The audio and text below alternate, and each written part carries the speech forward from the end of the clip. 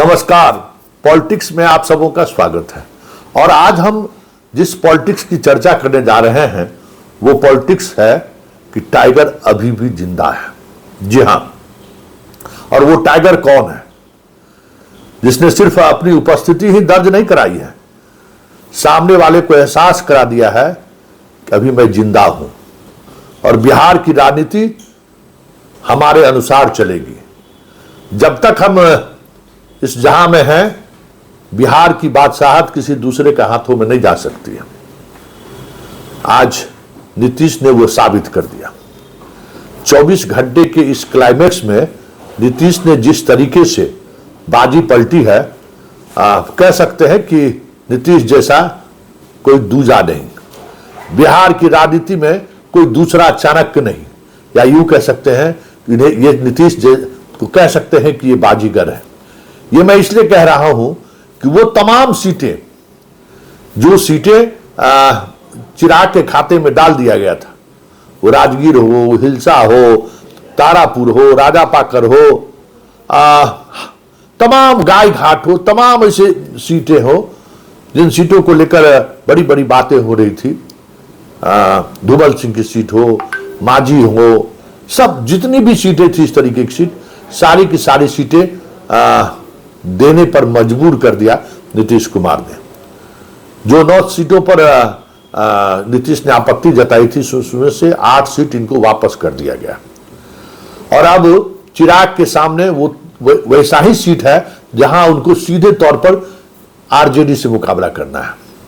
चाहे वो मनेर का सीट हो, चाहे वो राघवपुर का सीट हो, इस तरीके की कई सीटें हैं जिन सीटों पर सीधे तौर पर उनको आरजेडी से फाइट करना है। आरजेडी का जो महत्वपूर्ण मजबूत सीट है, उन सीटों पर अब चिराग को 2-2 हाथ करना है। मतलब है ना कहावत, गए थे छब्बे बनने, दुब्बे बन के लौट आए। दिल्ली में बैठकर हनुमान बनने चले थे और सोचे थे कि हम दिल्ली से ही बिहार की राजनीति साथ देंगे। तो उन्हें ये हमें लगता है कि उनको वो राजनीतिक नजरिया वो समझ नहीं रहा कि भाई अभी भी टाइगर जिंदा है। अब जो स्थिति है उसमें, उस स्थिति में यह साफ हो गया है कि इस बार चलेगी तो सिर्फ और सिर्फ नीतीश की। वैसे पॉलिटिक्स के जानकार का कहना है, या ये फिर संघ और बीजेपी का ये चरित्र भी है कि ये जो राजनीति आज उन्होंने 24 घंटे पहले किया, वो उनका चरित्र भी है। वो कोशिश करते हैं कि जो करना है ना, उस पर पहले टेस्ट करो किस तरीके की प्रतिक्रिया आती है। ये संघ का भी काम करने का तरीका है। और ये काम करने का तरीका है कि भाई सीट 29 सीट हम दिए, 101 या 29, ठीक है भाई 29 उनको दिए, और 29 में ऐसा सीट देखो कि क्या प्रतिक्रिया होती है। तो मांझी मान गए, उनके पास विकल्प क्या था? कुशवाहा को मानना ही था, मिलना क्या था उनको। बात बच गए नीतीश, दाव इन पर भी शाह खेल दिए। और वो दाव कितना उलट पड़ा कि आज 4 बार शाह बात करने की कोशिश की, नीतीश से बात नहीं हुई। अंत में प्रधानमंत्री खुद बात किए और उसके बाद फिर बात पटरी पर आई है। ये तमाम ऐसी सीटें थी जो सीटें श्योर शॉट सीट मानी जाती थी, और वो सीटें एक रणनीति के तहत चिराग को दे दिया गया था।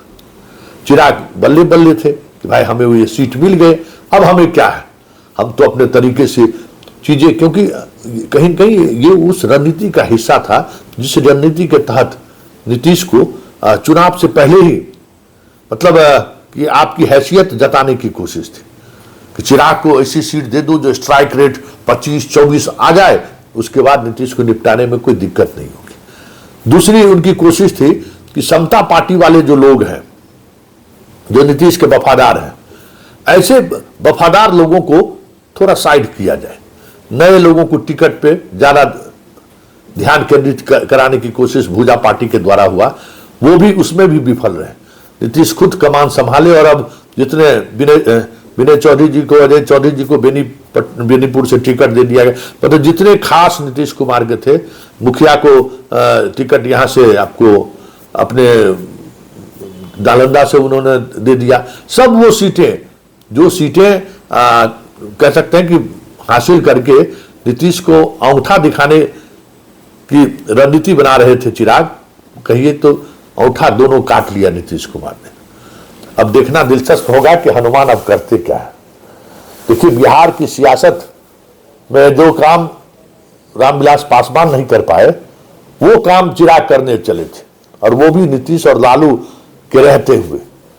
ये पूरी स्क्रिप्ट जो चीजें सामने आई, रात में अफवाह फैला या रात में ये खबर फैलाई गई कि संजय यादव की मुलाकात हुई है और उसके बाद कांग्रेस से बात हुई है नीतीश की, कई तरह की खबरें चली ना। कुछ खबरें प्लांटेड भी होती है, कुछ खबरें एक रणनीति के तहत चलवाई भी जाती है। जैसे 243 की बात खबर हमने ही चलाई थी, वो भी एक कहीं न कहीं एक नैरेटिव था जिसको जदयू साधना चाहती थी, और हम लोगों तक वो खबर पहुंचाई।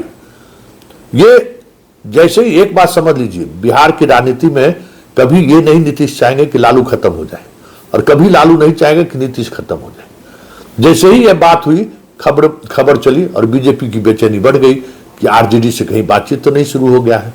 तब तक भुजा पार्टी को थोड़ा दूरी बढ़ा दिया गया, मुख्यमंत्री आवास से एंट्री के लिए थोड़ी देर के लिए रोक लगा दी गई। फिर क्या था, सब कुछ आज समर्पण की मुद्रा में आ गए। उधर आरजेडी कांग्रेस को साधना चाहता था, तो कांग्रेस वाली में बात कुछ और आगे बढ़ चुकी थी, बात वहां कुछ और भी था, तो वो बात दूसरे तरीके से बनाई गई। लेकिन एक बात जो साफ दिखा कि आज की तारीख में भले नीतीश कुमार को लेकर कई तरह की चर्चाएं हो रही है, मानसिक तौर पर नीतीश सही नहीं है, नीतीश में अब वो पहले वाली क्षमता नहीं रही, जिसको जो हमें लगता है कि कम से कम चुनाव से पहले वो तमाम तरह के इस तरीके की जो भ्रांतियां थी, इस तरीके की जो बातें फैलाई जा रही थी, कम से कम ये बातें तो तय हो गई कि नहीं, झुकेगा नहीं, कभी नहीं।